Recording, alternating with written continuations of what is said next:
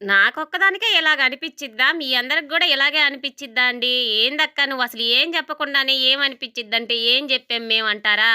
అదేనండి ఇంక వారాలప్పుడు దేవుడి కాడ దీపారాధన జేసుకోవాలంటే ఇంక చీకటితో నిద్రలేసి అన్ని పనులు జేసుకొని ఇంక దేవుడి కాడ దీపారాధన జేసుకునేంత సేపు అసలు ఏమీ అనిపించదు గదా! కళ్ళు తిరగడం, ఆకలేయడం, ఇంక నీరసం ఇలాంటియి ఏమీ అనిపించవు గదా! అది 10, 11 అయిందాకా.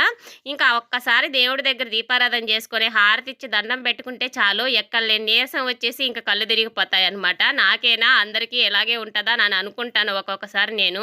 ఈరోజు హనుమాన్ జయంతి గదండీ! ఇంక పొద్దున్నుంచి చానా పనునింది. ఈరోజు అదీ గాక శనివారము. ఇంక పనంతా చేసుకొని గుడికెళ్ళొచ్చేసరికే ఇంక నీరసం వచ్చిందనమాట. ఇంక దోస పిండయితే ఉంటే మా లడ్డుగాడికి, మా ఆయనకి దోసలు పోయిచ్చాను. ఇంక నేను రాత్రి అన్నం ఉంచుకున్నాననమాట. ఇంక సద్దన్నం తిందామని జెప్పి దాంట్లో ఎర్రగడ్డ పలుకులు కోసేసుకొని, ఉప్పేసుకొని, నీళ్లు పోసుకొని తినేస్తున్నాననమాట. ఈ ఎండలకి ఈ సద్దన్నమే కరెక్ట్ అనిపిచ్చిద్ది నాకు. అప్పుడప్పుడు ఇలాగ అన్నం ఉంచేసుకొని, ఇంక గెంజి పోసుకొని ఇలాగ తినేస్తాననమాట.